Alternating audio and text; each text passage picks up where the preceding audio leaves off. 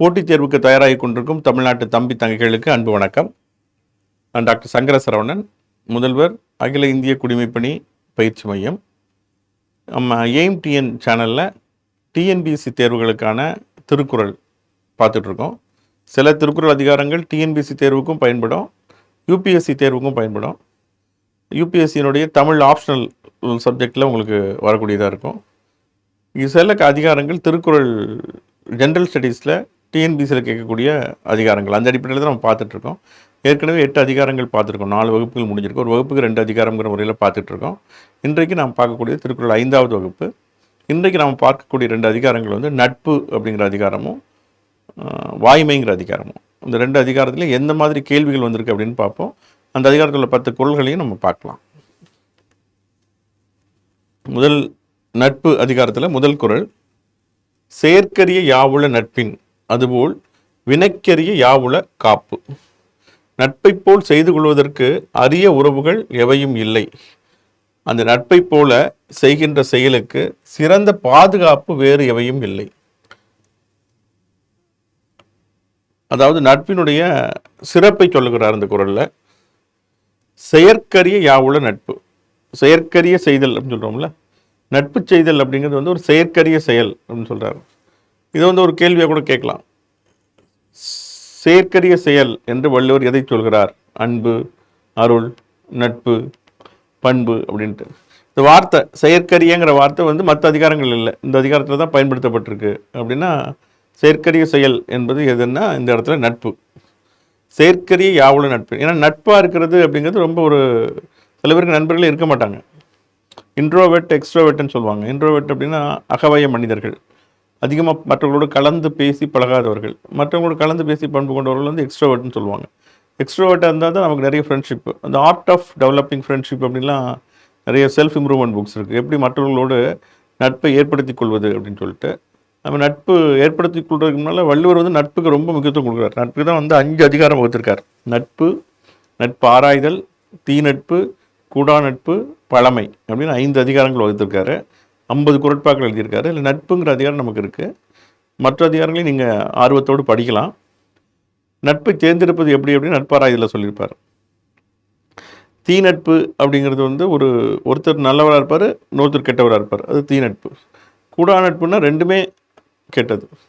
பழமைன்னா ஒரு இன்டிமசி, அதாவது ரொம்ப க்ளோஸ் ஃப்ரெண்ட்ஷிப்பு, பழைய ஃப்ரெண்ட்ஷிப்பு விட்டு போய் திரும்ப புதுப்பிச்சுக்கிறது. ஸோ இந்த மாதிரி தான் பழமைங்கிற அதிகாரத்தில் சொல்கிறார். ஸோ அந்த மாதிரி இதில் சொல்கிறாரு. இப்போ வந்து நட்புல பார்த்தீங்க அப்படின்னா செயற்கரிய செயல் அப்படிங்கிறது நட்பு. செயற்கரிய யாவுள நட்பின் அதுபோல் வினைக்கரிய யாவுள காப்பு. அதே போல் நட்பு வந்து நமக்கு மிகப்பெரிய ஒரு பாதுகாப்பு அரண் அப்படின்னு அமையும்.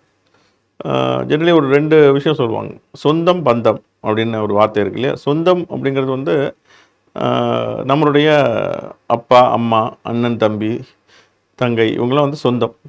சொந்தத்தை வந்து நம்ம முடிவு பண்ண முடியாது. அது நமக்கு ஒரு குடும்பத்தில் பிறக்கிறோம் அப்படின்னா அந்த குடும்பத்தில் உள்ளவங்க தான் நம்மளுடைய அப்பா, அம்மா, அவங்க தான் நம்ம தம்பி, தங்கை எல்லாம். பந்தம் அப்படிங்கிறது நாமளாக டெவலப் பண்ணிக்கிறது, அதுதான் நட்பு. ஸோ அப்போ அந்த நட்பு தான் வந்து நமக்கு வந்து செயற்கரிய ஒன்று. நல்ல நட்பு அமைஞ்சதுன்னா நம்ம வாழ்க்கையில் சிறப்பாக வெற்றி பெற முடியும். நீங்கள் காரல் மார்க்ஸ் வாழ்க்கையில் பெரிய வெற்றி பெற்றதுக்காரனா அவருடைய நண்பர் ஏங்கல்ஸ். காரல் மார்க்ஸ், ஏங்கல்ஸோட நட்பு ரொம்ப புகழ்பெற்றது. நம்ம சங்க இலக்கியத்தில் கூட நிறைய நட்புகள் பற்றி, அரசர்களுக்கும் புலவர்களுக்கும் இந்த நட்பை பற்றி நிறைய படிச்சிருக்கோம். பாரிக்கும் கபிலருக்கும் இந்த நட்பு மிகப்பெரிய நட்பு. கோப்பெருஞ்சோழனுக்கும் சிராந்தையாருக்குமான நட்பு, ஔவைக்கும் அதியமானுக்கும் இருந்த நட்பு. இந்த மாதிரி நட்பை பற்றி நிறைய உதாரணங்கள் இருக்குது, புகழ்பெற்ற உதாரணங்கள் உலகளவிலையும் இருக்குது. அது மாதிரி நட்பு அப்படிங்கிறது வந்து நமக்கு எப்பொழுதும் ஒரு காவலாக அமையும். அதே போல் காவலாக அமையக்கூடியது செயற்கரியது, ரெண்டுமே நட்புன்னு சொல்கிறார். ஒரு செயலுக்கு பாதுகாப்பாக அமைவது எது என்றால் நட்பு தான். அதுபோல் செயற்கரிய செயல்களில் ஒன்று எதுனா நட்பு தான். நிறைநீர நீரவர்க்கேண்மை பிறைமதி பின்னீர பேதைய நட்பு. 2 இதை கம்பேர் பண்ணுறாரு. அறிவுடையவர்கள் நட்பு வந்து வளர்பிறை போல் நாளும் வளரும், அறிவில்லாத நட்பு தேய்பிறை போல் நாளும் தேய்ந்து போய்விடும். நீரவர்னா அறிவுடையார், கேண்மைன்னா நட்பு, பேதையார்னா அறிவிலார். நாளும் நாளும் வளருது. அறிவுடையார் நட்பு அப்படிங்கிறது ஒருத்தருடைய ப்ளஸ் அண்ட் மைனஸை தெரிஞ்சுக்கிட்டு நம்ம வந்து அந்த நட்பை வளர்த்துக்குவோம்.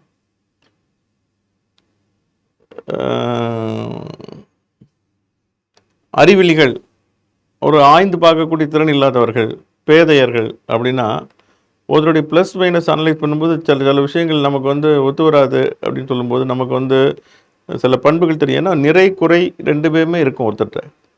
குணம் நாடி குற்றமும் நாடி அவற்றுள் மிகை நாடி மிக்க குழல் அப்படின்னு வள்ளுவர் சொல்கிறார். இப்போ நட்பு கொள்ளும் பொழுது அவர்கிட்ட வந்து நிறை குறை இருக்கும். அது இருந்தாலும் அவர்களுடைய நிறை என்ன குறைன்னு தெரிஞ்சு அவர்கள் குறை இருந்தால் அந்த குறையை கண்டித்தும், நிறை இருந்தால் அந்த நிறையை போற்றியும் ஊக்கப்படுத்தியும் நாம் வந்து நட்பை வளர்த்து கொள்ள வேண்டும். அறிவுடையவர்களாக இருந்தால் தான் அந்த நட்பை வந்து அந்த மாதிரி பண்ண முடியும். நல்ல பண்புகளை அவங்களுக்கு ஊட்டி வளர்த்தும், அவர்கள் தவறு செய்தால் அதை கண்டித்தும் பண்ண முடியும். இல்லை ஒன்லி ஃபார் பெனிஃபிட்ஸ் அப்படின்னு சொல்லி ஃப்ரெண்ட்ஸ் ஃபார் பெனிஃபிட்ஸ் அப்படின்னு சொல்கிறாங்களே, ஸோ அந்த மாதிரி இருந்தோம் அப்படின்னா அது வந்து சரியாக வராது. பெரும்பாலும் எதையாவது நம்ம எதிர்பார்த்து தான் நட்பு செய்தோம் அப்படின்னா அந்த நட்பு வந்து சதவீத இதாக இருக்காது. அந்த மாதிரி ஒரு நட்பு, அறிவிலாருடைய நட்பு என்பது அதாவது தேய்பறை போல குறைந்து கொண்டே வரும்னு சொல்கிறார். இப்போ இதில் வந்து இந்த ஊமையை வச்சு கேட்டிருக்காங்க. 2 ஊமை சொல்லியிருக்காரு. வளர்பிறை எது, தேய்பிறை எதுன்ட்டு அதை கேள்வியாக கேட்டிருக்காங்க எக்ஸாமில். அறிவுடையார் நட்பு எதனை போன்றது என்று திருவள்ளுவர் குறிப்பிடுகிறார். மலையை போன்றது, கடலை போன்றது, வளர்பிறை போன்றது, தேய்பிறை போன்றது. இந்த ஊமையை வச்சு சொல்லியிருக்கிறதுனால இதை வந்து நம்ம வந்து அறிவுடையார் நட்பு என்பது வளர்பிறை போன்றது அப்படின்ட்டு நம்ம ஆன்சர் பண்ணுறோம். இது 100 வாட்டியும் கேட்டிருக்காங்க. Friendship with learned people is compared to the waxing moon by Valluvar. The friendship is the whom is like a waning moon. அறிவுடையார் அது வந்துடுச்சு. லேர்ன்டு பீப்புள் வந்து அறிவுடையார். இக்னரண்ட் அறிவில்லாதவர், அன்பில்லாதவர், அன்புடையவர். பார்த்தாலே தெரியுது இது வந்து அறிவில்லாதவர் நட்பு. ஒன்று சொன்னால் அதுக்கு முரணாக தான் ஒன்று சொல்வார். அப்போ வந்து வளர்பிறை போன்றது அறிவுடையார் நட்பு அப்படின்னா, தேய்பிறை போன்றது அறிவில்லாதவர் நட்பு.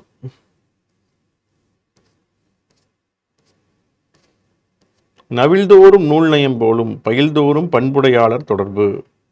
ரொம்ப அற்புதமான குறள் இது. படிக்கும் பொழுது படிக்க படிக்க ஒரு நூல் வந்து நயம் தரும். படிக்க படிக்க தான் ஒரு நூலினுடைய உட்கருத்து நமக்கு புலப்படும். அதுபோல் ஒருவரோடு நாம் பழக பழக தான் ஒரு நல்ல பண்புள்ளவர்களாக இருந்தால் பழகும் தோறும் அவரிடம் இன்னும் நெருக்கமாக பழக பழக நமக்கு வந்து இன்பம் தரும், மகிழ்ச்சியை தரும். அது வந்து பயில்தோறும் பண்புடையாளர் தொடர்பு. நபில்தோறும் நூல்நயம் போலும் பயில்தோறும் பண்புடையாளர் தொடர்பு. நல்ல நூல்கள் படிக்க படிக்க இன்பம் தருவது போல பண்புடையவர் நட்பு பழக பழக இன்பம் தரும். ஓமையணி. இது வந்து திருக்குறளுக்கு நிறைய ஆங்கில மொழிபெயர்ப்புகள் இருக்குது. அதில் குறிப்பிடத்தக்க ஒரு மொழிபெயர்ப்பு வந்து சுந்தரம் அவர்களுடைய மொழிபெயர்ப்பு. பேராசிரியர் பி. சுந்தரம் அப்படிங்கிற ஒரு ஆங்கில பேராசிரியர், ஒடிசா மாநிலத்தில் பணியாற்றியவர். அவர் திருக்குறளுக்கான மொழிபெயர்ப்பு பண்ணியிருக்காரு. அது பெண்குயின் வெளியிட்டிருக்காங்க. பாடநூல் கழகமும் பெண்குயினும் சேர்ந்து கூட்டு வெளியிடாகவும் கொண்டு வந்திருக்கோம். அதனுடைய ஆங்கிலம், தமிழ், அதுக்கப்புறமா தமிழில் வந்து தமிழர்களுடைய உரை, இது 3ஐயும் சேர்த்து சிகாகோ மொழி அறக்கட்டளைன்னு ஒன்று இருக்குது, அவங்க வெளியிட்டிருந்தாங்க. அதை வந்து இப்போ பாடநூல் கழகமும் தமிழ்நாடு பாடநூல் கழகமும் சிகாகோ மொழி அறக்கட்டளையும் சேர்ந்து அதை கூட்டு வெளியிடாகவும் வெளியிட்டிருக்காங்க. ஸோ அந்த புத்தகத்தையும் நீங்கள் பார்க்கலாம். அதில் வந்து அந்த சுந்தரத்துடைய ஆங்கில மொழிபெயர்ப்பு ரொம்ப அற்புதமாக இருக்கும். அதுலேயும் பர்டிகுலராக இந்த குறளுக்கு பார்த்தீங்கன்னா, நவில்தோறும் நூல் நோயம் போலும் பயில்தோறும் பண்புடையாளர் தொடர்பு அப்படிங்கிறத ரொம்ப அற்புதமாக ஆங்கிலத்தை மொழிபெயர்த்துவார். எப்படி அப்படின்னா, good friends are like good books, good friends are like good books, a perpetual delight அப்படின்னு மொழிபெயர்த்திருப்பார். Good friends are like good books, a perpetual delight. ரொம்ப brevity is the soul of wit அப்படின்னு சொல்லுவாங்க. அதாவது சுருக்கமே அறிவின் ஆன்மா அப்படின்னு ஷேக்ஸ்பியர் சொல்வார். அந்த மாதிரி இது ரொம்ப அற்புதமாக good friends are like good books, a perpetual delight அப்படின்னு சுந்தரம் மொழிபெயர்க்கிறாரு. நவில்தோறும் நூல்நயம் போலும் பயில்தோறும் பண்புடையாளர் தொடர்பு. நல்ல நூல்களின் பொருள் கற்க கற்க இன்பம் தரும். அதுபோல பண்புடையாரின் நட்பானது பழக பழக இன்பம் தரும். இது வந்து ஓமையணியில் அமைந்த குறள். இது வந்து இதே மாதிரி சொல்வார். இதுக்கு ஆப்போசிட் ஒன்று சொல்வார். முட்டாள்களோட தொடர்பு எப்படி அப்படின்னு சொல்லுவார். தேய்பறை மாதிரின்னு சொல்கிறார்ல, அது கிண்டலாக ஒன்று சொல்வார். பெரிதினிது பேதையர் கேண்மை. முட்டாள்களுடைய தொடர்பு மிகவும் இனிமையானது. ஏனென்றால் பிரிவினில் பீழை தருவதொன்றில் அப்படிம்பார். அதாவது அவங்க பிரிஞ்சு போனாங்கன்னா அதை விட சந்தோஷம் எதுவும் கிடையாது. அதனால் முட்டாள்கள் நட்பு இனிமையானது. ஏன் அப்படின்னா ஒரு கண்டிஷன் போடுறார். எப்போ அது பிரிஞ்சு போகிறாங்களோ அப்போ ரொம்ப சந்தோஷமாக இருக்கும். அதனால் வந்து முட்டாள்கள் நட்பு வந்து இனிமையானது அப்படின்னு ஒரு சாட்டரிக்கலாக சொல்கிறார், ஒரு அங்கதத்தோடு சொல்கிறார். பெரிதினிது பேதையர்க்கென்மை, யாருடைய நட்பு வந்து பெரிதினிதுன்னு சொல்கிறாருன்னா முட்டையாளுடைய நட்பு. ஏன் அப்படின்னா பிரிஞ்சு போகும்போது அது நமக்கு துன்பம் கிடையாது, அப்பாடி பிரிஞ்சு போனாண்டா தொல்லை விட்டுதுன்னு சொல்லி சந்தோஷம் அடையலாம் அப்படின்னு சொல்லி இன்னொரு அதிகாரத்தில் இந்த குறளை சொல்கிறார். அது என்ன குறள் கண்டுபிடிங்க. பெரிதினிது பேதையர்க்கென்மை கமெண்ட்ஸில் போடுங்க. நவில்தோறும் நூல் நயம் போலும் பயில்தோறும் தொடர்பு. Whose association which great pleasure? Association with innocence, association with woman, association with gentle, association with land. Having books that give perpetual delight. அது அப்படி கேட்டிருக்காங்க பாருங்க. According to Thiruvalluvar, what is friendship with good compared to having friendship who make our heart happy, having books that give perpetual delight. Thirukkural மாதிரி, திருக்குறள் எப்படி படிக்க படிக்க இன்பம் தருது, அது மாதிரி பண்புடையாளர் தொடர்பும் அது மாதிரி பழக பழக இன்பம் தரும். Having books that give perpetual delight, having a face that shows anger, having a staff that measures one's friends. கிளைஞரை நீட்டி அளப்பதோர் கோல், கேட்டிடும் உண்டோர் உறுதி, கிளைஞரை நீட்டி அளப்பதோர் கோல் அப்படின்னு ஒரு திருக்குறள் இருக்குது. அதை அடுத்தது காட்டும் பளிங்கு போல் நெஞ்சம் கடுத்தது காட்டும் முகம், முகநக நட்பது நட்பன்று நெஞ்சத்து அகநக நட்பது நட்பு. பயில்தோறும் பண்புடையாளர் தொடர்பு அப்படிங்கிறது வந்து நவில்தோறும் நூல் நயம் போடுறது. பயில்தோறும் நவில்தோறும் அதை வச்சு கூட நீங்கள் மேட்ச் பண்ணி போட்டுடலாம். இது முக்கியமான குறள். நகுதல் பொருட்டன்று நட்டல், மிகுதிக்கண் மேற்சென்று இடித்தல் பொருட்டு. நட்பு நம்ம எதுக்கு நினைக்கிறோம்? பேசுறதுக்கு, சிரிக்கிறதுக்கு, அரட்டை அடிக்கிறதுக்கு, சேர்ந்து மகிழ்ச்சியாக இருக்கிறதுக்கு, திரைப்படத்துக்கு போகிறதுக்கு, அப்படி மட்டும் இல்லை. நகுதல் பொருட்டன்று நட்டல், எப்போதும் பேசி பேசி சிரிக்கிறதுக்கு மட்டும் இல்லை நட்பு. மிகுதிக்கண் மேற்சென்று இடித்தல் பொருட்டு, நட்பு என்பது சிரித்து பேசி மகிழ்வதற்கு மட்டுமன்று, நண்பரிடத்து தவறு காணும்போது அதை கண்டித்து திருத்தி நல்வழிப்படுத்துதல் ஆகும். அதை வந்து இடித்தல் பொருட்டு தான் நட்பு. நகுதல் பொருட்டன்று, மிகுதிக்கண் மேற்சென்று இடித்தல் பொருட்டு, கண்டித்து திருத்துவதற்கு உரியது. ஓகேவா? புணர்ச்சி பழகுதல் வேண்டா, உணர்ச்சி தான் நட்பா கிளமை தரும். புணர்ச்சி பழகுதல் வேண்டாம், உணர்ச்சி தான் நட்பு. இருவரும் சேர்ந்திருந்தாலும் நெருங்கி பழகுதல் நட்பாகாது. இருவரும் ஒத்த மன உணர்வே நட்புரிமையை கொடுக்கும். கிழமைனா உரிமை. புணர்ச்சி பழகுதல் வேண்டா, உணர்ச்சி தான் நட்பாங்கிழமை தரும். ரெண்டு பேரும் எப்போதுமே ஃப்ரெண்ட்ஸாக இருக்காங்கன்னா எந்நேரமும் பேசிகிட்டே இருக்கணும்னு அவசியம் இல்லை. மாதவராட்டி கூட பேசலாம். இப்போ உதாரணத்துக்கு கோப்பெருஞ்சோழன் பிசிராந்தையார் நட்பு சங்கலிக்கிறது சொல்கிறோம். ஒருத்தர் சந்திக்கவே இல்லை, சந்திக்காமலே அவங்க வந்து நட்பாக இருந்தாங்க. ஸோ இறுதியில் வரும்போது தான் அவங்க ரெண்டு பேரும் சந்திக்கிறாங்க. இவர் வந்து கோப்பெருஞ்சோழன் வடக்கிருந்து உயிர் விட போகிறார் தெரிஞ்சு தான் பிசிராந்தையார் வந்து அவரை பார்க்க வர்றார். ஸோ அது வரைக்கும் அவங்க சந்தித்ததே இல்லை. அவங்க ரெண்டு பேருக்குள்ள நட்பு வந்து கடிதம் மூலமாக தான் இருந்துச்சு. அன்னச்சேவலை தூது விட்டு ரெண்டு பேரும் கடிதம் பரிமாறிக்கிட்டாங்க. அது மூலம் தான் அவங்க நட்பு வளர்ந்தது.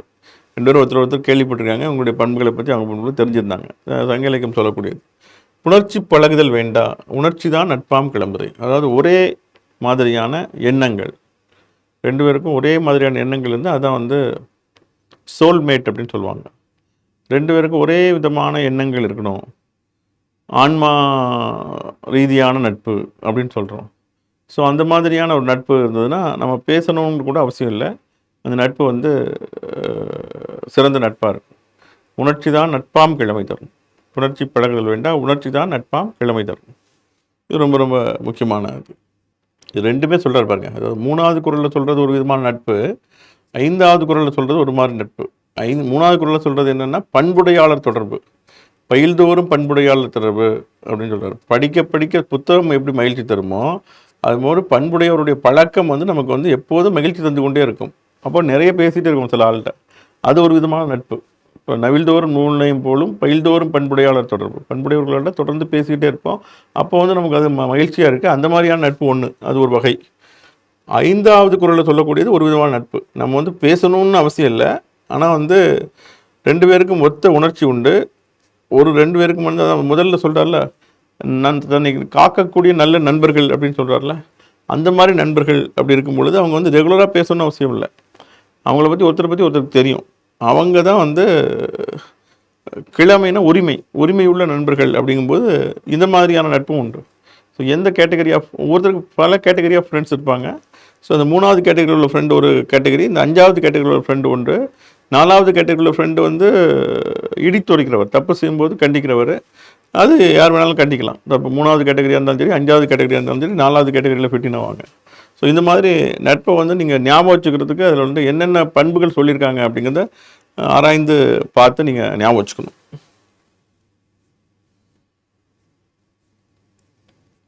முகநக நட்பது நட்பன்று, நெஞ்சத்து அகநக நட்பது நட்பு. முகம் மட்டும் மலரும்படியாக, முகம் மட்டும் மலரும்படியாக. என்ன முகநக வெறுமனே மேலோட்டமாக மேலே சிரிச்சுட்டு யாரும் சும்மா பார்த்து சிரிக்கணும், அதுக்காக சிரிக்கணும், சிரிக்காமல் இருக்கக்கூடாது. ஆனால் உண்மையிலேயே அகத்தில் சிரிக்கிறாங்களா, வெறுமனை உள்ளொன்று வைத்து புறமொன்று பேசுவாத உறவு களவாமை வேண்டும் அப்படின்னு ராமலிங்க அடிகள் சொல்கிறார்.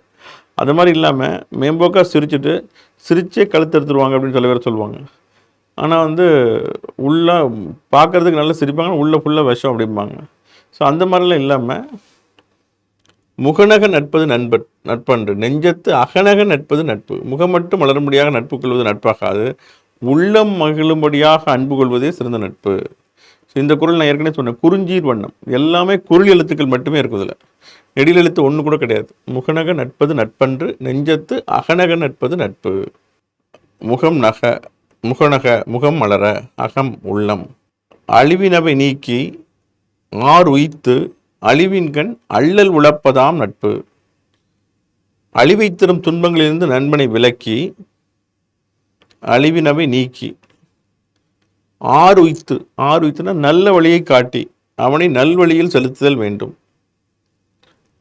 அழிவின்கண், அவனுக்கு அழிவு நேரும்போது உடனிருந்து தானும் அதில் பங்கு பெற்று அழிவில் இருந்து மீட்டல் வேண்டும். விட்டுட்டு ஓடிடக்கூடாது. நமக்கு நெருக்கமானவர்களுக்கு நண்பர்களுக்கு துன்பம் வரும்போது நீ கீழே கெட்டு போ எனக்கு என்னன்னு சொல்லிட்டு விட்டு போனால் நட்பு கிடையாது. அல்லல் உழப்பதாம் நட்பு. அழிவின்கண் அல்லல் உழப்பதாம், கூட இருந்து துன்பப்படணும். நண்பன் அப்படின்னா உனக்கு வந்து துன்பம் எனக்கும் அப்படின்னு சொல்லிட்டு துன்பத்தில் பார்ட்டிசிபேட் பண்ணணும். அதுதான் ரொம்ப முக்கியம். இன்பத்தில் பார்ட்டிசிபேட் பண்ணுறத துன்பத்தில் பார்ட்டிசிபேட் பண்ணணும். அதுதான் வந்து அழிவின்கண் அல்லல் உழப்பதாம் நட்பு. அழிவினவை நீக்கி ஆர் உய்த்து, வழிகாட்டணும். அழிவை தரும் துன்பங்களிலிருந்து நண்பனை விலக்கி ஆர் உய்த்து, நல் வழி காட்டி, அவங்களுக்கு எது நல்ல வழியோ அதை வந்து காட்ட வேண்டியது நண்பனுடைய கடமை. காட்டி அழிவின்கண் அல்லல் உழப்பதாம் நட்பு. துன்பம் வரும்போது தானும் இருந்து துன்பப்படுவது நட்பாகும். அதாவது கேட்டிலும் உண்டோர் உறுதி கிளைஞரை நீட்டி இழப்பது ஒரு கூழ் சொல்கிறார்ல, ஒரு கேடு ஆபத்து வரும்போது அறியலாம் அருமை நண்பனை அப்படின்னு சொல்லுவோம். அது வந்து கவிஞர் மனுஷியபுத்திரனுடைய ஒரு கவிதை உண்டு. நான் யாரிடமும் உனக்காக நான் இருக்கிறேன் என்று சொல்வதே இல்லை, நான் யாரிடமும் உனக்காக நான் இருக்கிறேன் என்று சொல்வதே இல்லை, அவர்கள் என்னை விட்டுவிட்டு போய்விடுகிறார்கள், நான் மட்டும் தனியாக இருக்கிறேன்ட்டு. ஸோ 2 பக்கமும் இருக்கணும், அப்போ தான் நட்பு இருக்கும். இல்லைட்டா உனக்கு நான் இருக்கேன்ப்பா பார்த்துக்கிறேன் அப்படின்னு சொல்லிட்டா அவரும் அது மாதிரி உனக்கு நான் இருக்கிறேன்னு அவரும் கூட இருக்கணும். இல்லையா, நம்ம ஒருத்தர் சொல்ல உனக்கு நான் இருக்கிறேன்னு சொல்ல அவர் வந்து நீ பாட்டுக்கிற எனக்கு என்னன்னு சொல்லிட்டு அவர் பாட்டு போயிட்டார்னா நட்பு கிடையாது. நட்புனா மியூச்சுவலாக இருக்கணும், அவன் தான் நட்பு வந்து நிலைச்சிருக்க முடியும். அப்படி இல்லாத நட்பு நிலைக்க முடியாது.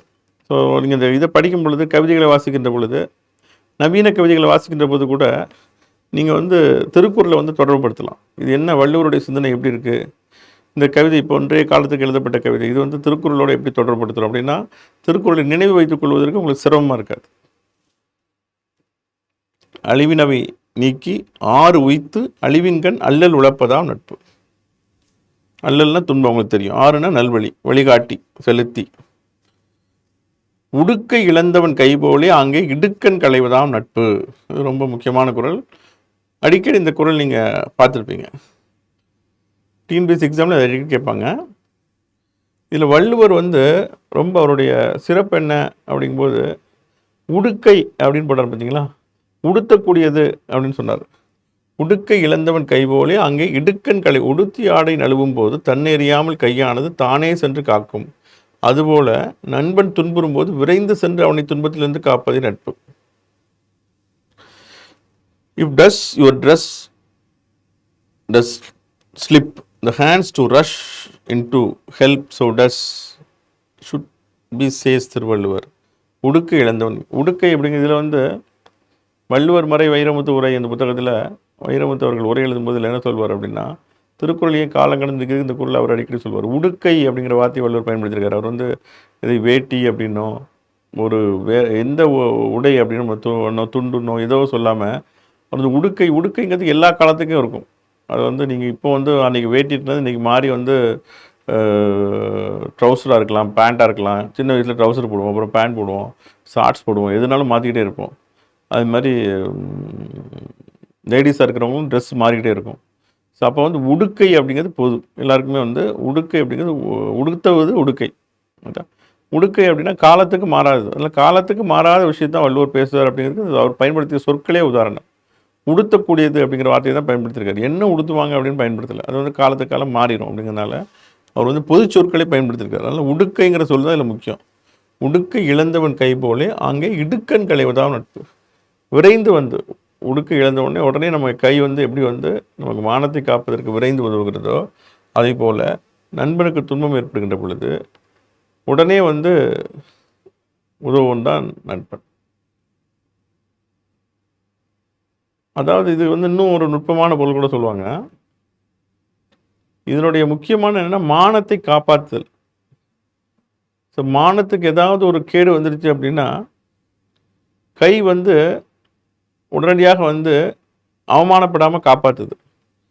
உடுக்கை இழந்த உடனே நம் கை வந்து மறைத்து நாம் அவமானப்படாமல் காப்பாற்றுகிறது. அப்போ நண்பர்கள் உதவும் போது, நண்பர்கள் சிக்கலில் இருக்கும்போது உதவும் பொழுது அது வந்து வெளிக்கு தெரியாமல் மற்றவர்களுக்கு தெரியாமல் உதவ வேண்டும். நான் தாங்க அவர் ரொம்ப கஷ்டப்பட்டுருந்தாங்க, நாங்கள் போய் காப்பாற்றி விட்டேன், நான் தான் போய் காப்பாற்றி விட்டேன் அப்படின்னு பறைசாற்றக்கூடாது அப்படின்னு இறையன்பு சார் சொல்லுவாங்க. இந்த குறளுக்கான நுட்பத்தை பற்றி ஒரு வாட்டி பேசிகிட்டு இருக்கும்போது இறையன்பு சார் என்ன சொன்னாங்க அப்படின்னா, இது வந்து நண்பர்களுக்கு துன்பம் வரும்போது உதவுறது அப்படிங்கிறது ஒரு கடமை, நட்பினுடைய அடிப்படையான கடமை. அதை வந்து வெளியில் பறைசாற்றி கொண்டு இருக்கக்கூடாது அப்படிங்கிறது தான் இந்த திருக்குறள் வந்து காட்டுது. உடுக்கை இழந்தவன் கை போல் அங்கே இடுக்கண் களைவதான் நட்புன்னா கை உதவுவது வந்து மறைக்குது, மானத்தில் இருக்கும்போது இருக்குது, ஆனால் வெளிக்கு தெரியாமல் அது வந்து உதவுது. அதனால் வந்து அந்த மாதிரி வந்து நுட்பமான பொருள். நீங்கள் திருக்குறள் ஆராய நுட்பமான பொருள்கள் புலப்பட்டு கொண்டே இருக்கும். அதை வந்து திருக்குறள் பற்றிய புத்தகங்கள் பற்றி நான் உங்களுக்கு சொல்லியிருக்கேன்னு நினைக்கிறேன். திருக்குறள் சார்ந்த புத்தகங்கள் 3 புத்தகங்கள் சாகித்ய அகாடமி விருது பெற்றிருக்கு. ஒன்று வந்து வாழும் வள்ளுவம் அப்படிங்கிற புத்தகம் டாக்டர் வாசை குழந்தைசாமி எழுதுனது. சமீபத்தில் அந்த குரூப் 2 தேர்வில் கூட கேட்டிருந்தாங்க மேட்ச் த ஃபாலோவிங்கில்.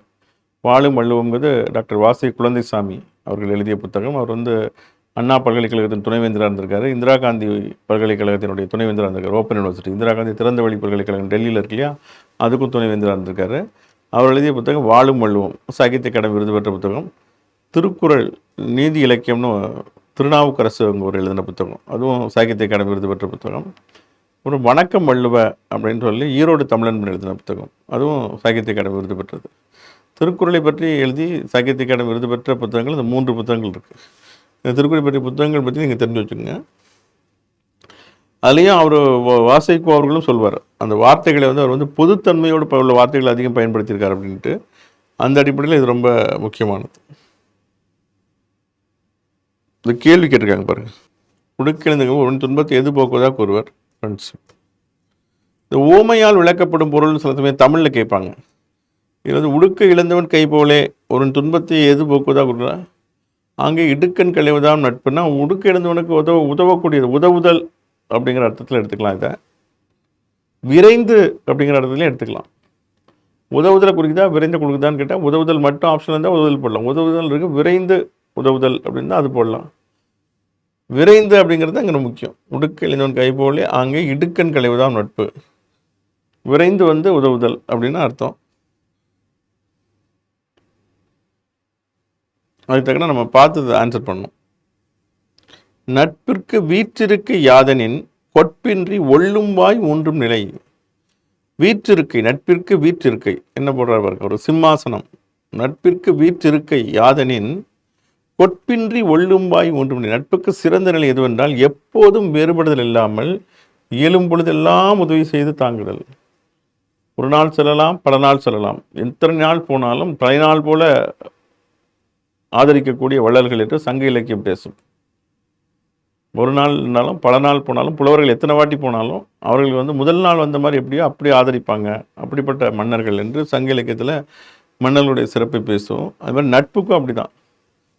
எப்பெல்லாம் துன்பம் வருதோ, நான் தான் உனக்கு 2 வாட்டி ஹெல்ப் பண்ணலடா, அதுக்கு பிறகு எத்தனை வாட்டி தான் உனக்கு ஹெல்ப் பண்ணிட்டே இருப்பேன் அப்படின்னு சொல்லி ஃப்ரெண்டாக இருந்தால் சொல்லக்கூடாது. அதுதான் வந்து உண்மையான ஃப்ரெண்ட்ஷிப். எத்தனை வாட்டி வந்தாலும் அவங்களுக்கு உதவி வேண்டும். நட்பிற்கு வீட்டு இருக்கு, அதான் சிறந்த நட்பு. வீட்டிற்குன்னா ஒரு சிம்மாசனத்தில் அமர்ந்திருக்கக்கூடிய நட்பு அப்படின்னா என்ன?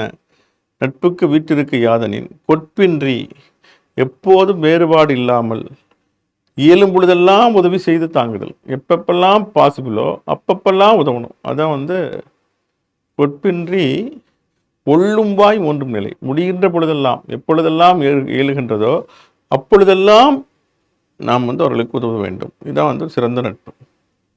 இது ரொம்ப ரொம்ப முக்கியமானது. சில பேருக்கு நமக்கு நட்பு இருக்கும், அந்த நட்பை வெளியில் பறைசாற்றிட்டு தெரிஞ்சால் கூடாது. தெரிஞ்சாலே அந்த நட்பு கெட்டு போயிடும்னு சொல்கிறார். எனக்கு ரொம்ப க்ளோஸ் தெரியும்ல அப்படின்னு சொல்லி அதுலேருந்து ஒரு பெருமை தேடக்கூடாது.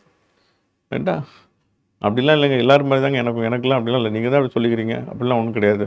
சப்போஸ் ஒரு அரசரும் ஒரு புலவரும் நட்புறாக இருக்காங்க அப்படின்னா சொல்லுவாங்க, நீங்கள் என்னங்க பெரிய புலவர், ஆனால் உங்களுக்கு அரசருக்கே நட்பு நீங்கள் அப்படின்னு சொன்னாங்கன்னா, அப்படிலாம் இல்லைங்க, எல்லா புலவரும் மாதிரி தாங்க அவர் என்கிட்ட பேசுவாங்க, எனக்கு அப்படிலாம் வந்து எனக்கும் அவருக்கும் பெரிய நட்புலாம் ஒன்றும் கிடையாதுங்க அப்படின்னு சொல்லிக்கணும். மாறா எனக்கு ரொம்ப ஒரு க்ளோஸ் தெரியுமா, என்கிட்ட எல்லாமே சொல்லுவார் தெரியுமா அப்படின்லாம் பறை சாட்டிட்டு தெரியக்கூடாது. அப்படி போனால் அது வந்து சிறந்த நட்பாக இருக்காது அப்படின்னு சொல்கிறார். இணையர் இவர் எமக்கு இன்னம் யாம் என்று புனையினும் புல்லென்னும் நட்பு. இவர் எமக்கு இத்தகைய அன்பினர், யாம் இவருக்கு இத்துணை சிறப்புடையவர் என்று புகழ்ந்து கூறினும் அது கீழான நட்பாகும். அதை பற்றி பெருசாக கிளைம் பண்ணிக்கூடாது. எனக்கு வந்து இவர் அவ்வளோ தூரம் நட்புங்க, இவர் அவ்வளோ தூரம் நட்புங்க, நான் அவருக்கு அவ்வளோங்க, என்கிட்ட எல்லாத்தையும் சொல்லுவாருங்க அப்படின்லாம் வந்து நம்ம you should not claim about your friendship. அப்படி பண்ணால் அது வந்து உண்மையான நட்பு கிடையாது அப்படின்னு வள்ளுவர் சொல்கிறார். இதான் வந்து நட்பை பற்றி மிகவும் ஆராய்ந்து சொன்ன 10 குறள்கள். இதில் நட்பில் மட்டும் இப்படி சொல்லியிருக்காரு. நட்பாராய்தல் என்ன சொல்கிறாரு, தீ நட்பில் சொல்கிறாரு, கூடா நட்பில் சொல்கிறாரு, பழமையில் சொல்கிறாரு, இது போக பெரியாரை துணைக்கூடலில் சொல்கிறாரு, சிற்றினம் சேராமையில் சொல்கிறாரு. நிறைய விஷயங்கள் நட்பை பற்றி திருக்குறளில் வள்ளுவர் பேசுகிறார். குறிப்பாக அந்த 5 அதிகாரங்களை பேசுகிறார். நட்பு அதிகாரம் ரொம்ப ரொம்ப முக்கியமானது. இதை நல்லா பார்த்துக்குங்க. அடுத்து வாய்மை. வாய்மை எனப்படுவது யாதெனின் யாதொன்றும் தீமை இல்லாத சுழல். வாய்மை எனப்படும் போற்றப்படும் இந்த ரெட் ஸ்டார் போட்டிருக்கா என்ன சார், அதை பற்றி ஒன்றுமே சொல்ல மாட்டேங்குது. இது வந்து பழைய சமச்சீர் கல்வி புத்தகத்திலேருந்து எடுத்த பக்கங்கள். அதில் இந்த ரெட் ஸ்டார் போட்டிருந்தா மனப்பாட பாட்டுன்னு அர்த்தம், வேறு ஒன்றும் இல்லை. ரெட் ஸ்டார் போட்டிருக்கு, அதை பற்றி சார் ஒன்றுமே சொல்லாமல் போகிறாரு அப்படின்னு நினச்சிருக்காதீங்க. அது வந்து இப்படி ரெட் ஸ்டார் போட்டு வச்சுன்னா அது மனப்பாட பாட்டு, மனப்பாட பண்ண வேண்டிய திருக்குறள்னு அர்த்தம். அப்போ பழைய சிலபஸ்லேருந்து இந்த புக்லேருந்து தமிழ்நாடு பாடநூல் கழக புத்தகத்திலேருந்து எடுத்து கொடுத்துருக்காங்க. வாய்மை எனப்படுவது யாதெனின் யாதொன்றும் தீமை இல்லாத சுழல். வாய்மை என போற்றப்படும் பண்பு எதுவென்றால் மற்றவருக்கு எவ்வகையிலும் தீங்கு தராத சொற்களையே பேசுதல். வாய்மை உண்மை வித்தியாசம் இருக்குன்னு சொல்லுவாங்க. வாய்மை அப்படின்னா எப்போதுமே வந்து தீமை தராத சொற்களை சொல்லுக்கு பேர் தான் வாய்மை. உண்மை அப்படின்னா என்ன நடந்ததோ அதை மட்டும் பேசுறது உண்மை. இப்போ வந்து இது சொல்லுவோம், வாய்மைன்னா எப்படி தீமை தராத சொற்களை பேசுவது அப்படின்னா, உண்மை பேசுறது வாய்மை பேசுகிறது என்ன அர்த்தம்னா, ஒரு சாதாரண எக்ஸாம்பிள் சொல்லுவாங்க. ஒருத்தர் வந்து அருவாளை எடுத்துகிட்டு ஒருத்தர் வெட்ட வர்றாரு. அப்போ வந்து அவர் வந்து பயந்து ஓடி வந்து ஒளிஞ்சுக்கிறாரு, எங்க நாங்கள் இருக்கேன்னு சொல்லாதீங்க அப்படின்னு சொல்லிட்டு. இப்போ நமக்கு என்ன முக்கியம் அப்படின்னா, இவருடைய உயிரை காப்பாற்ற வேண்டியது முக்கியம். அப்போ அவர் வந்து இந்த ஒருத்தர் வந்தார் அப்படின்னா, ஆமாங்க உள்ளதாங்க, நான் எப்போது உண்மை பேசுகிறேன்னு சொல்லிட்டு, ஆமாங்க உள்ளதாங்க இருந்தார், உள்ளே ஒளிஞ்சிருக்காரு, என்கிட்ட வந்து சொல்லாதீங்கன்னு சொன்னார், நான் ரொம்ப உண்மை பேசுகிறேன் அதெல்லாம் சொல்லிட்டேன் அப்படின்னு சொல்லிட்டோம்னா, நீங்கள் உண்மை பேசுகிறீங்க, ஆனால் அதனுடைய விளைவு இவர் வெட்டிடுவார் இல்லையா? அப்போ நீங்கள் வந்து அதுக்கு இதாகிடுறீங்க. அப்போ அந்த இடத்துல பொய் கூட சொல்லலாம், அது பின்னால் சொல்லுவார். பொய்மையும் வாய்மை இடத்த புரைதீர்ந்த நன்மை பயக்கும் என்னேன். அது புரைதீர்ந்த நன்மை, குற்றம் வராத நன்மை பயக்கும் என்று சொன்னால், பொய்மையும் வாய்மை இடத்த, வாய்மை ஆகாது, பொய்மை எப்போதுமே வாய்மைக்கு ஈக்குவல் ஆகாது.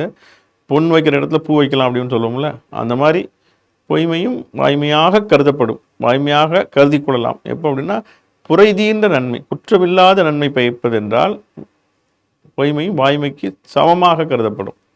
ஈக்குவலண்ட், நியர்லி ஈக்குவலண்ட் அப்படின்னு சொல்லுவோம். அது மாதிரி பொண்ணை வைக்கிற இடத்துல பூ வைக்கிற மாதிரி. அப்போ வாய்மைக்கு உண்மைக்கு என்ன வித்தியாசம்னா, உண்மைன்னா உண்மையாக என்ன நடந்ததோ அப்படியே சொல்கிறது, உள்ளதை உள்ளபடி சொல்வது உண்மை. வாய்மை என்பது தீமை இல்லாததை சொல்வது. சில சமயத்தில் உண்மையை கூட உண்மையாக இல்லாமல் இருக்கலாம், ஆனால் வாய்மையாக இருக்கணும், அந்த மாதிரி இருக்கும். வாய்மை எனப்படுவது யாதெனின் யாதொன்றும் தீமை இல்லாத சொல்லல். பொய் சொல்கிறது, பொய்மைங்கிறது வாய்மைக்கு ஆப்போசிட். வாய்மை அப்படிங்கிறது வந்து தீமை இல்லாத சொற்களை சொல்வது. பொய்னா நம்ம பிழைக்கிறதுக்காக பொய் சொல்கிறது, அது தப்பு. மற்றவங்களை எத்தாவது தீங்கு சொல்லி நம்ம பாட்டு பொய் சொல்லிகிட்டே போகிறது, அது குற்றங்களில் பஞ்சமா பாதங்கள் ஒன்று. வாய்மை எனப்படுவது குற்றமோடு பேசுதல், மற்றவர் வருந்த பேசுதல், கடுஞ்சொற்களை பேசுதல், தீங்கு தராத சொற்களை பேசுதல். தீங்கு தராத சொற்களை பேசுதல் யாதொன்றும் தீமை இல்லாத சொல் தான். அதான் நான் ஏற்கனவே சொன்னது. பொய்மையும் வாய்மை இடத்த புரை தீர்ந்த நன்மை பயக்குமே. புரைனா குற்றம், குற்றமில்லாத நன்மை. யாருக்கு குற்றம் இல்லாமல்? நமக்கு குற்றம் இல்லாத, மற்றவர்களுக்கு குற்றம் இல்லாத நன்மை. பிறருக்கு குற்றமற்ற நன்மையை தருமாயின் பொய்யும் உண்மையாக கருதப்படும். Falsehood may take the place of truthful word. As per the above Thirukkural, when can falsehood can consider to take the place of truthful word? வாய்மை இடத்தை எப்போது? when falsehood can produce blameless good. புரைதீர்ந்த நன்மை பயக்கும் என்று சொன்னால் பொய்மையும் வாய்மை இடத்த அப்படின்னு சொல்றேன். முக்கியமான குரல் தான். அடுத்தது, தன்னஞ்சறிவது பொய்யற்க பொய்த்த பின் தன்னஞ்சே தன்னை சுடும். எல்லாருக்கும் தெரிஞ்ச குரல். நான் ஏற்கனவே சொன்னேன், ஒரு மாதிரி எப்படி இந்த அதிகாரங்கள் நடத்தும்போது சொல்லியிருக்கேன். வள்ளுவர் சொல்லும்பொழுது ஒரு ஸ்டேட்மெண்ட் சொல்லுவார். ஸ்டேட்மெண்ட் சொல்லிவிட்டு ஒரு வேர்ட் போட்டு அதை குவாலிஃபை பண்ணுவார். அதுக்கப்புறம் ஒரு இது பண்ணுவார்.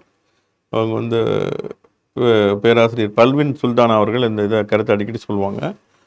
தன்னஞ்சறிவது பொய்யற்க, உனக்கு மனசுக்கு தெரிஞ்சதை பொய் சொல்லாத. பொய்த்தபின், அப்போ நம்ம பொய் சொல்லிட்டோம்னா அதுக்கப்புறம் என்ன ஆகும்? பொய்த்தபின் தன்னஞ்சே தன்னை சுடும். தன்னஞ்சறிவது பொய்யற்க முடிஞ்சு போச்சு. ஆனால் அப்போ ஒரு டவுட் கேட்குறோம். பொய்த்தபின், இல்லை நான் பொய் சொல்லிட்டேன் அப்படின்னா என்ன ஆகும்? தன்னெஞ்சே தன்னை சுடும். உனக்கு அப்புறமா அந்த நெஞ்சே உன்னை சுடும். பொய் சொன்ன கொஞ்சம் குற்றமுள்ள நெஞ்சு குறுகுறுக்குன்னு சொல்லுவோம்ல. பொய் சொல்ல நெஞ்சு தம்மை குறுகுறுக்கும். மனசாட்சி படி மனசாட்சியை தொட்டு சொல்லுன்னு சொல்கிறோம்ல. ஸோ மனசாட்சி இருந்தால் பொய் சொல்லக்கூடாது. ஒரு தன்னெஞ்சு அறிவது பொய்யற்க பொய்த்தபின் தன்னெஞ்சே தன்னை சுடும். தன் நெஞ்சை வருந்து பொய் கூறக்கூடாது. நான் நெஞ்சில் கை வச்சுன்னு சொல்கிறோம்ல, உன் நெஞ்சில் கையை சொல்லு, நீ சொல்கிற ரைட்டான்னு சொல்கிறோம்ல, அது மாதிரி சுடும் வருந்தும். தன்னஞ்சறிவது பொய்யற்க பொய்த்தபின் தன்னெஞ்சே ஒருவர் தன் நெஞ்சறிய பொய் சொல்லக்கூடாது. அவ்வாறு கூறினால் அவர் நெஞ்சமே அவரை வருத்தும். பெரியால் தண்டனை யாரும் கொடுக்க வேண்டியில்லை, நீயே வருத்தப்படுவாய்.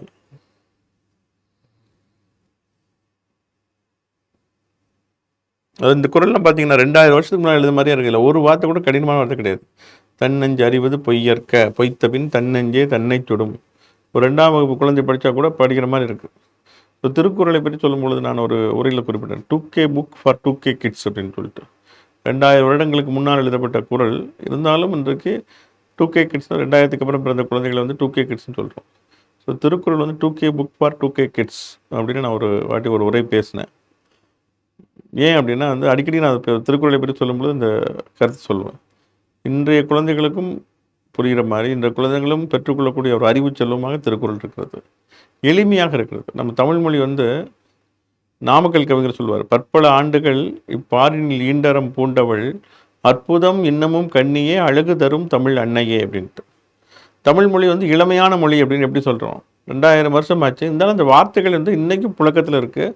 இந்த வார்த்தைகள் தமிழிலிருந்து தீர்ந்து போகவில்லை, தேய்ந்து போகவில்லை, அழிந்து போகவில்லை. நிறைய சொற்கள் அப்படி இருக்குது. சில சொற்கள் வேணால் புரியாமல் இருக்கலாம், ஆனால் நிறைய சொற்கள் நமக்கு புரிகிற மாதிரி இருக்கிறது. அதனால தமிழ் வாழும் செம்மொழின்னு சொல்கிறோம், லிவிங் கிளாசிக்கல் லாங்குவேஜ்னு சொல்கிறோம். ஏன்னா அதில் இளமையாக சொற்கள் அன்றைய காலத்தில் பயன்படுத்தப்பட்ட சொற்கள் இன்றைக்கும் பயன்படுத்தப்படுது. தன் நெஞ்சு அறிவது பொய்யற்க பொய்த்தபின் தன் நெஞ்சே தன்னை சுடும். நெஞ்சு அப்படிங்கிற வார்த்தை ரொம்ப சாதாரணமாக பயன்படுத்துகிறோம். திருக்குறள் ரொம்ப எளிமையானது. இப்போ 2ஆம் வகுப்பு குழந்தை கூட இப்படி படிக்கலாம்னு சொன்னல. கியாப்பை விஸ்வநாதன் சொன்ன கொட்டேஷன் உங்களுக்கு ஏற்கனவே சொல்லியிருப்பேன்னு நினைக்கிறேன். திருக்குறள் உப்பை போல் எளிமையானது, வைரத்தை போல் கடினமானது. ரொம்ப கடினமான திருக்குறளும் உண்டு, அதே சமயத்தில் எளிமையான திருக்குறள் நிறைய உண்டு. ஸோ அதனால தான் திருக்குறள் 2 தன்மை இருக்கிறதுனால தான் அது எல்லாராலும் போற்றப்படுகிறது. குழந்தைகள் மனப்பாடம் செய்து 1330 குறளையும் ஒப்பிக்கிறாங்க. பெரியவர்கள் தொடர்ந்து அதில் புது புது அர்த்தங்கள் கண்டுபிடித்து ஆய்வு செய்வதற்கான களமாகவும் திருக்குறள் அமைகிறது. அதான் உப்பை போல் எளிமையானது, வைரத்தை போல் கடினமானது என்று கியாப்பி விஸ்வநாதம் முத்தமிழ் காவலர் திருக்குறளை பற்றி குறிப்பிடுறார். உள்ளத்தால் பொய்யாது ஒழுகின் உலகத்தார் உள்ளத்துள் எல்லாம் உளன். சில திருக்குறளை சில இதோடு கனெக்ட் பண்ணுவாங்க. இந்த குறள் மகாத்மா காந்தியடிகளுக்கான குறள் அப்படின்னு சொல்லுவோம். மகாத்மா காந்தியடிகள் பொய் பேச மாட்டார் இல்லையா? அப்போ அவர் உள்ளத்தால் பொய்யாது ஒழுகியவர். உள்ளத்தால் பொய்யாது ஒருத்தர் ஒழுகுவார் என்று சொன்னால் அவர் உலகத்தார் உள்ளத்தில் எல்லாம் இருப்பார் அப்படின்னு வள்ளுவர் அந்த காலத்தே சொல்லியிருக்காரு. அதுக்கு உதாரணமாக வாழ்ந்தவர் தான் மகாத்மா காந்தி. இது மாதிரி சில குறளை எடுத்துக்கிட்டு அதுக்கு பொருத்தமான ஆளுமைகள் யார் அப்படின்னும், சில குறளை எடுத்துக்கிட்டு அதுக்கு பொருத்தமான நாடு எது அப்படின்னும் சொல்லலாம். உதாரணத்துக்கு இந்த குறள் வந்து மகாத்மா காந்திக்கான குறள் அப்படின்னு சொல்கிறோம். அது மாதிரி இப்போ நான் ஒரு குறள் சொல்கிறேன், அது வந்து எந்த நாட்டுக்கான குறள் அப்படின்னு நீங்கள் திங்க் பண்ணி பாருங்கள். கேடறியா கெட்ட விடத்தும் வளம் குன்றா நாடென்ப நாட்டின் தலை. எந்த கேடும் அறியாததாய், ஒருவேளை ஏதேனும் ஒரு கேடு வந்துவிட்டால் கூட தன் வளத்தை நிலைநிறுத்திக் கொள்வதாக இருக்கிற நாடு எதுவோ அதுவே சிறந்த நாடு. இது உங்களுக்கு ஆன்சர் தெரிஞ்சிருக்கும். ஜப்பான். ஜப்பான் வந்து 2ஆம் உலகப் போரில் வந்து ஹிரோஷிமா நாகசாகியில் கொண்டு போட்டு ஒரு பெரிய அழிவை தேடியது. இருந்தாலும் மீண்டும் அது வந்து உயிர்ப்பித்து வந்தது. அதுதான் முக்கியம். ஸோ இப்போ வந்து குறள் வந்து ஜப்பானுக்கான குறளாக இருக்குது. நாடு பற்றி இந்த குறள் வந்து ஜப்பானுக்கு மிகவும் பொருத்தமான குறளாக, அது மாதிரி இந்த குறள் என்பது மகாத்மா காந்திக்கான குறளாக இருக்கிறது. உள்ளத்தில் பொய்யில்லாமல் வாழ்பவர் உலகத்தார் உள்ளங்களில் எல்லாம் இருப்பவர் ஆவர். Who according to Valluvar gains lovable place in the minds of all, men who speak truth, men of sweet speech, men of beauty and richness, men who are at other wits and பிறற்றோட்டு கேட்பவர், அழகிய உருவமுடையவர், இனிய சொல் கூறுபவர், உண்மையை பேசுவார். அப்போ எல்லா உலகத்திலும் யார் நிற்பாங்கன்னா அழகானவங்க, கரிஸ்மேட்டிக்கான ஆட்கள் நிற்பாங்களா, உண்மையை பேசுகிறவங்க இருப்பாங்களா, இனிமையாக பேசுகிறவங்க இருப்பாங்க. இனிமையாக பேசுகிறவங்க போய் கூட பேசுவான். பேச்சாளர்கள்லாம் ரொம்ப இனிமையாக பேசுவாங்க. ஆனால் உண்மை பேசணும். ட்ரூத் தான் ரொம்ப முக்கியம். உண்மை பேசுபவர்கள் தான் men who speaks truth, men of sweet speech, men of beauty and richness, men who are at others' wits. இதுதான்.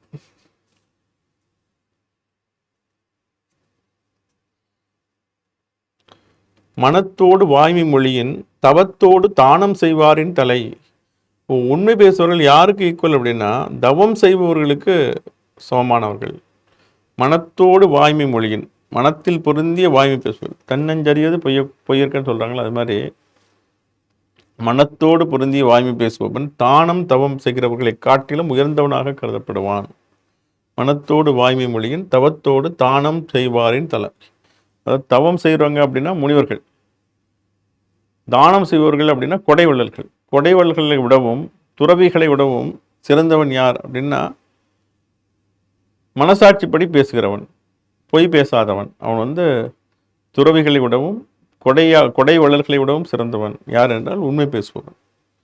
Who according to Valluvar is superior to the person who does charity and penance. அற்புதமாக கேட்டிருக்காங்க பாருங்க.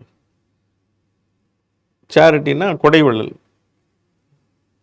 தானமும் தவமும் செய்வர்களை விட உயர்ந்தவர்கள் யார் என்று வள்ளுவர் கொடுக்கிறார். One who speaks truth. இந்த குறள் ஞாபகம் வச்சு தான் எழுதணும். மனத்தோடு வாய்மை மொழியின் தவத்தோடு தானம் செய்வாரின் தலை. மனத்தோடு வாய்மை மொழியின் தவத்தோடு தானம் செய்வாரின் தலை. இப்போ ஒரு கேள்வி கேட்குறேன். யார் வந்து தவம் செய்வர்களை விட உயர்ந்தவர்னு வள்ளுவர் சொல்கிறார். வேறொரு அதிகாரத்தில் வருது. இதில் வந்து 2 சொல்கிறார். தவம் செய்வர்களோடையும் தானம் செய்வர்களோடையும் சிறந்தவர் யாருன்னா வாய்மை பேசுபவர். இன்னொரு அதிகாரத்தில் தவம் செய்வர்களை விட சிறந்தவர்கள் இவர்கள் அப்படின்னு சொல்கிறாரு. யாரை பற்றி சொல்கிறாரு அதை வந்து நீங்கள் பாருங்கள்.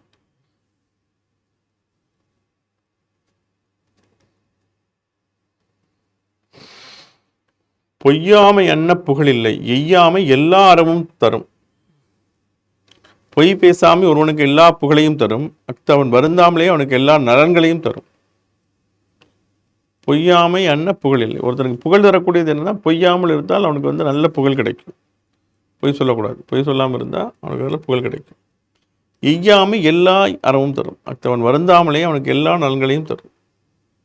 அவனுக்கு வந்து அவனை ஏமாற்றாமல் அவனுக்கு எல்லா அறங்களையும் தரும். இது வந்து 2 விதமாக பொருள் சொல்லுவாங்க. இதில் ஒரு விதமாக பொய் சொல்லியிருக்காங்க. எய்யாமை,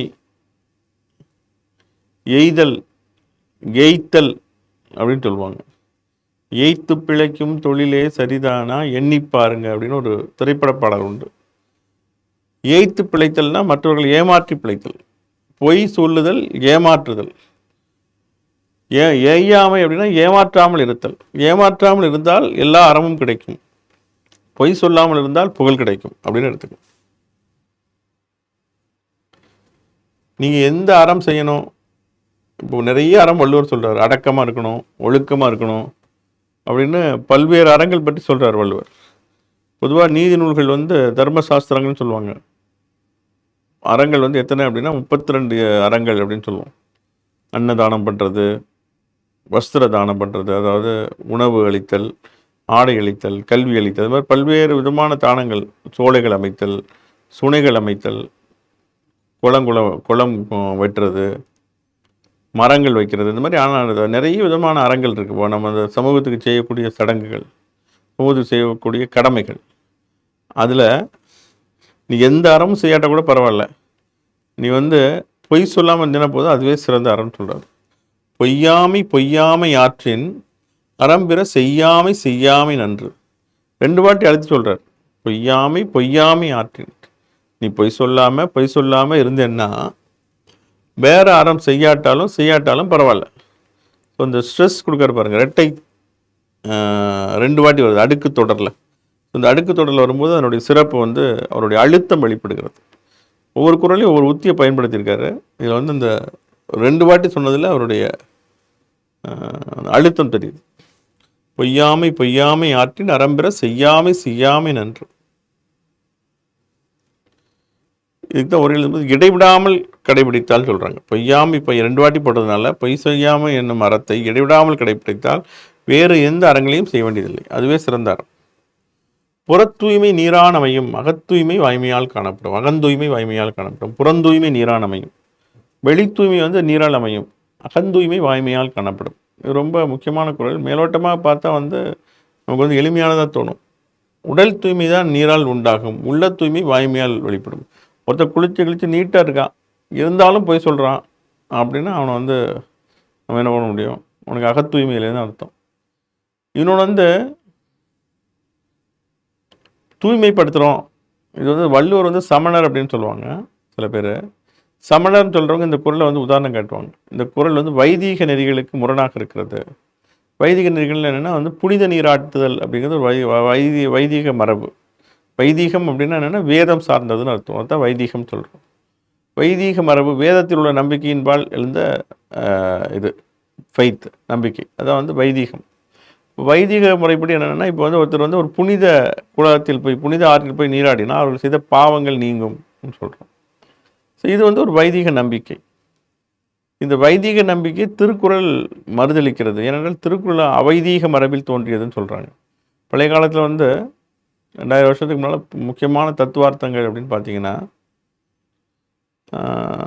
வேதம் சார்ந்த தத்துவங்கள் 6 இருக்கும். நியாயம், வைசேடிகம், யோகம், உத்தர மீமாம்சம், பூர்வ மீமாம்சம். இதெல்லாம் வந்து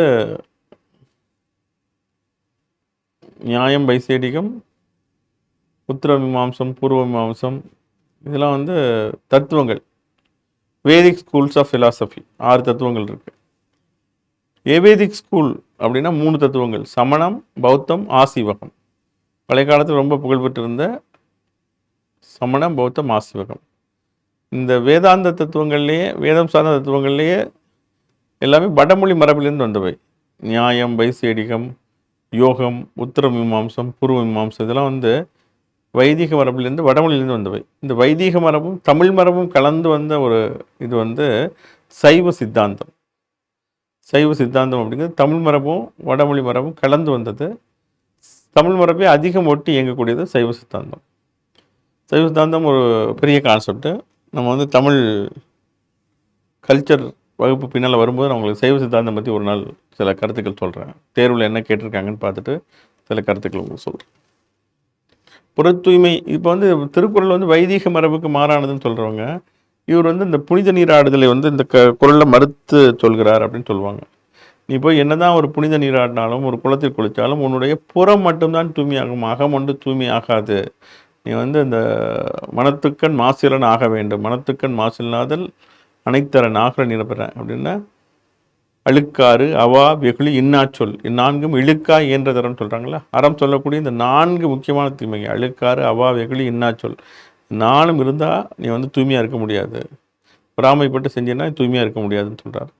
அப்போ வந்து அகத்தூய்மை இருந்தால் மட்டும்தான் நீ உண்மையான தூய்மையாக கருத முடியும். வெளியில் மட்டும் குளிச்சுட்டு இருந்தால் உண்மையான தூய்மை வராதுன்னு சொல்கிறாரு. புனித நீராடினாலும் சரி, நீ பண்ண பாவம்லாம் அப்படி தான் இருக்கும் அப்படிங்கிறது சமண கருத்து. பாவம் செஞ்சுட்டு அவர் போய் குளிச்சுட்டா இதெல்லாம் போயிடும் அப்படிங்கிறது வைதிக கருத்து. வைதிக கருத்து இந்த குறளை மறுத்து சொல்கிறார் வள்ளுவர். அப்படின்னு இதுக்கு நுட்பமான விளக்கம் சொல்லப்படுகிறது. எல்லா விளக்கும் விளக்கல்ல, சான்றோர்க்கு பொய்யா விளக்கே விளக்கு. சான்றோர்க்கு புற இருளை நீக்கும் விளக்குகளை விட அகத்தின் இருளை நீக்கும் பொய் பேசாமையே உண்மையான விளக்கமாகும். எல்லா விளக்கும் விளக்கல்ல, சான்றோர்க்கு பொய்யா விளக்கே விளக்கு. எல்லா விளக்கும் விளக்கல்ல, சான்றோர்க்கு பொய்யா விளக்கே விளக்கு. இப்போ இந்த 8வது குறள் வந்து சமண நம்பிக்கையை பிரதிபலிக்குது. இது வந்து ஒரு விதமான கருத்து. இதுதான் முடிந்த முடிவில்லை. இப்போ எல்லாத்துக்குமே வந்து இலக்கியத்தை எப்படி நம்ம அணுகணும் அப்படின்னா, it is not a conclusion. ஒருத்தருடைய முடிவு அப்படிங்கிறது சமண நம்பிக்கை சார்ந்தவருடைய கருத்தை தான் இருக்கலாம். அப்போ வந்து வள்ளுவர் இப்படி தான் சொல்லியிருக்காரு அப்படின்னு அதோட இன்டர்பிரிட்டேஷன், ஒரு ஜெயின் ஃபிலாசபி பேஸ்ட் இன்டர்பிரிட்டேஷன். அதுக்காக நான் இப்போ வந்து புறந்தூவி நீரான மையம் அகந்தூவி வாய்மையால் காணப்படும்னா, அப்போ வந்து அகத்தூய்மை வந்து குளத்தில் குளித்தா புனித நீராடினா வராதா அப்படின்னா வரும் அப்படின்னு நம்பிக்கை இருந்தால் அது வைதிக நம்பிக்கை. வள்ளுவர் அதை மறுத்தார் என்று சொல்லப்படுகிறது. அது வந்து சமண சமய தத்துவத்தின் அடிப்படையில் பார்த்து சொல்லப்படுவது. அப்படி தான் சொல்லலை, அப்படி வள்ளுவர் அப்படி சொல்லலை அப்படின்னும் சில பேர் சொல்லலாம். அதெல்லாம் வந்து உரையாசிரியர்கள் சொல்லியிருக்காங்க. ஸோ அப்போ சமணத்தின் அடிப்படையாக கொண்டவர்கள் அதை அணுகக்கூடியவங்க புதுப்பொருள் சொல்லும்போது இப்படி சொல்லலாம். ஆனால் உண்மையிலே வள்ளுவர் எந்த அடிப்படையில் சொன்னார் அப்படின்னு யாருக்கும் தெரியாது. ஏன்னா அது வந்து ஒரு ஸ்கூல் ஆஃப் ஆர்கியூமெண்ட் தான். இப்படி இருக்கலாம் அப்படி இருக்கலாம் அப்படின்னு சொல்லிட்டு அதுக்காக வள்ளுவர் வந்து, அதனால தான் வள்ளுவர் வந்து எல்லோருக்கும் வேண்டியவராக இருக்கார். அவர் யாருமே வந்து புறஞ்சொல்ல முடியாதவராக இருக்கார். நாம் இந்த மாதிரி இன்டர்பிரட் பண்ணிக்கிறோம். அதுக்கு வந்து நமக்கு வந்து அதில் வந்து ஸ்கோப் இருக்குது. இறையன் புசர் தான் சொல்லுவார், திருக்குறள் வாசகர்களுக்கான வெளியை அபகரித்து கொள்ளவில்லை. ஹவு டு இன்டர்பிரட் த திருக்குறள் அப்படிங்கிறது வந்து ஒவ்வொருத்தருக்கும் ஒரு விதமாக நம்ம இன்டர்பிரட் பண்ணலாம். ஸோ அதனால் வந்து வாசை குழந்தைசாமி அவர்கள் சொல்வார், திருவள்ளுவருக்கு எல்லோரோடும் கூட்டணி உண்டு, யாரோடும் கூட்டணி கிடையாது அப்படின்ட்டு. இப்போ அரசியல் கூட்டணின்னு சொல்கிறோம்ல, அது மாதிரி வள்ளுவர் வந்து எல்லா சமய நம்பிக்கைகளையும் அவர் சொல்லுவார். ஆனால் அவர் எந்த சமயத்தை சேர்ந்தும் முழுசாக இயங்க மாட்டார். அப்போது எல்லோரோடும் கூட்டணி உண்டு, யாரோடும் கூட்டணி கிடையாது அப்படிங்கிறது கூட தனித்துவம். அதனால தான் திருக்குறள் இன்றைக்கு நிலைத்திருக்கு. எல்லாரும் தங்கள் திருக்குறளை வந்து உரிமை கொண்டாடுறாங்க. ஆனால் திருவள்ளுவருக்கு வந்து யாருக்கும் ஒருவருக்கும் உரிமையானவர் இல்லை, எல்லோருக்கும் பொதுவானவர். அதனால தான் உலக பொதுமறை அப்படின்னு சொல்கிறோம். உலக பொதுமறைன்னு சொல்கிறது எல்லாருக்கும் பொதுவானதாக இருக்கிறது தான் உலக பொதுமறைன்னு சொல்கிறோம். எல்லா விளக்கும் விளக்கல்ல, சான்றோர்க்கு பொய்யா விளக்கே விளக்கு. சான்றோர்க்கு புற இருளை நீக்கும் விளக்கை விட அகத்தின் இருளை நீக்கும் பொய்யாமையே உண்மையான விளக்காகும். சிறந்த விளக்காக விளங்குவது இதுதான். சான்றோர்கள் அதுதான், பொய்யாமை தான் விரும்புவாங்க மற்ற விளக்கை விடவும். யாமையா கண்டவற்றுள் இல்லை இணைத்தொன்று வாய்மையும் நல்ல பிற. யாமையா, யாம் அப்படின்னு வள்ளுவர் ஒரு 2-3 இடங்கள் தான் திருக்குறளில் சொல்லியிருக்காரு. மற்ற இடங்கள் என்னன்னு பாருங்க. நான் கண்டுபிடிச்ச அளவுக்கு, எனக்கு தெரிஞ்ச அளவுக்கு வள்ளுவர் அந்த மாதிரி சொல்ல மாட்டார். ஏன்னா அவர் வந்து எங்காண்டும் வியவர்க்க தன்னை அப்படின்னு சொல்கிறார். தன்னை ஒருபோது வியந்து கொள்ளக்கூடாது, தன்னை வியந்தான் விரைந்து கெடும் சொல்கிறார். அப்போ நானே பெரிய அழிவாள்னு சொல்ல மாட்டார் அவர். யான் எனது என்று செருக்கறுப்பான் வானோர்க்கு, யான் எனது என்ற செருக்கை அறுப்பவன் வானவர்கள் இருக்கும் உலகத்தையும் தாண்டி ஒரு மேலுலகத்தை அடைவான் அப்படின்னு சொல்கிறார். ஆனால் இங்கே வந்து யான் அப்படிங்கிற வார்த்தையை அவரே பயன்படுத்துகிறார். யாம் மெய்யா கண்டவற்றுள் இல்லை, நான் உண்மை என்ற கண்டவற்றுள் இல்லை, எனைத்தொன்று வாய்மையை நல்ல பெற. வாய்மையை தவிர மிகச்சிறந்தது மெய்யானது என்று நான் எதையும் சொல்ல மாட்டேன். வாய்மையே மெய்யானது. மெய்மை அப்படின்னா வாய்மை தான். நான் கண்டுபிடிச்ச ஃபேக்ட், அந்த ஃபேக்டு நான் கண்டுபிடிச்ச ஃபேக்ட். மெய்மைனா ஃபேக்ட் இருப்பது, மெய்னா மெய்யானது. நான் கண்டுபிடிச்ச ஃபேக்ட் என்ன அப்படின்னா, இந்த உலகத்திலேயே ட்ரூத்தை விட நல்லது எதுவும் கிடையாது. மெய்மை வாய்மை 2 வார்த்தை அதில் பயன்படுத்தியிருக்காரு. மெய்மைனா fact. Among the facts I know there is no better thing other than truth. யாம் மெய்யா கண்டவற்றுள் இல்லை, வாய்மையின் இணைத்தொன்றும் வாய்மையின் நல்ல பிற. வாய்மையை விட சிறந்தது எதுவும் இல்லை. அகத்தின் நிலை போக்கும் விளக்காக வள்ளுவர் இதனை கூறுகிறார். தாவ விளக்கு, அருள் விளக்கு, குடு விளக்கு, பொய்யா விளக்கு. What removes inner activity of mankind? Lamb with truth. Translation தெரியல. லேம்ப் வித் ட்ரூத்ஸ் ப்ரூவ் ரைடியன்ஸ்ன்னு இருக்கு. பொய்யா விளக்குன்னு இருக்குது, கரெக்டாக இருக்குது. பொய்யா விளக்குன்னு இருக்கு. அகத்தின் இது வேற கேள்வி, இது வேற கேள்வி. இது வந்து அகத்திரளை போக்கும் விளக்கா வலுவதற்கு, இது வந்து பொய்யா விளக்கு. ஆப்ஷன் ஏ இங்கே ஆன்சர். இங்கே வந்து அகத்திரளை போக்கும் விளக்காக வள்ளுவர் சொல்வது வந்து பொய்யா விளக்கு. இங்கே ரைட். ஓகேவா? இப்போ வாய்மை அதிகாரம் பார்த்துட்டோம், நம்ம நட்பு அதிகாரம் பார்த்துட்டோம். இது வந்து உங்களுடைய 5வது திருக்குறள் வகுப்பு. இது வரைக்கும் 10 அதிகாரங்கள் பார்த்துருக்கோம். ஸோ இந்த அதிகாரங்கள்லாம் நீங்கள் பாருங்கள், பார்த்துட்டு உங்களுக்கு எப்படி இருக்குது அப்படின்னு சொல்லிவிட்டு உங்களுக்கு வந்து ஃபீட்பேக் கேட்குறோம். அந்த ஃபீட்பேக் கொடுத்தீங்கன்னா நம்ம வந்து இன்னும் அந்த நிகழ்ச்சிகளை இன்னும் செம்மைப்படுத்தி கொள்ள உதவும். எனவே தொடர்ந்து இந்த நிகழ்ச்சிகளை பார்த்து நீங்கள் வந்து உங்களுடைய அறிவை வந்து விரிவு செய்து கொள்ளுங்கள். நீங்கள் வந்து தமிழ்நாடு அரசு பணியாளர் தேர்வாணையம் நடத்தக்கூடிய தேர்வுகளிலும், ஒன்றிய பணியாளர் தேர்வாணையம் நடத்தக்கூடிய தேர்வுகளிலும் வெற்றி பெறுவதற்கு இந்த திருக்குறள் வகுப்புகள் உங்களுக்கு வழிகாட்டியாக அமையும். தேர்வில் அதிக மதிப்பெண்ணை பெற்றுத் தருவதோடு உங்களை சிறந்த அரசு பணியாளர்களாக உருவாக்கும் என்று வாழ்த்தி இன்றைய வகுப்பிலிருந்து விடைபெறுகிறேன். நன்றி, வணக்கம். அடுத்த வகுப்பில் சந்திப்போம்.